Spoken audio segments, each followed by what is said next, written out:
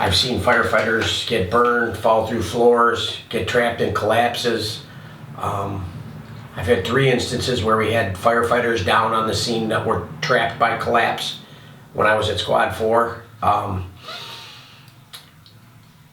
I myself have fallen through the floor and suffered 2nd and 3rd degree burns. I broke my arm.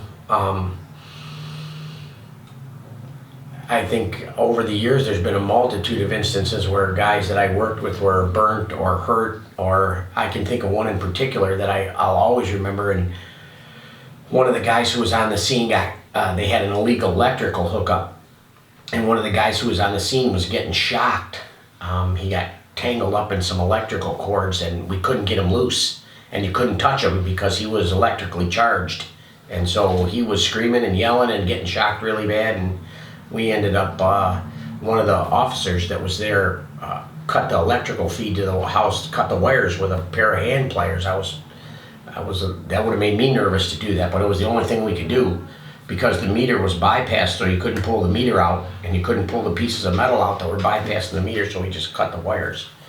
But that was one that sticks out in my mind as probably not the most severe injury that a guy's had on the scene, but just listening to him screaming while we couldn't do anything for him was probably one of the worst things.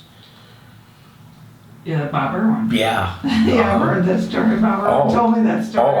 Okay, I was there, and I was like freaked out by it. And my boss, Tony McGowan, I didn't know if I was supposed to use names or whatever. Dean was there too. Yeah, Dean was getting shocked too, right? He told me the story too. And we could, and of all the things I've seen happen, you know, guys get burned or trapped or whatever, that was one of the most heinous. And I think it was probably because we couldn't do anything for him, and he was just like really getting shocked bad.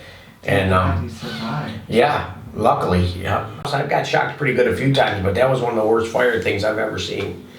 And it wasn't like he was getting shocked for like 15 seconds. I'm talking about this went on for 3 or 4 minutes. And I don't know if you realize how long that is when something like this to be exposed. It was like, holy shit, what do we do? And the guys ran outside and realized that the meter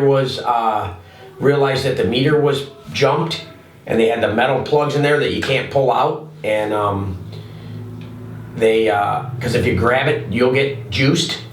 And they actually, I can't remember how he got up there. Like he stood on something and he cut the wires with clippers. I was like, dude, you got some balls, right? Because I'm scared of electricity to begin with, let alone doing that. Who was that? Tony McGowan. Yeah, he was the squad boss at the time.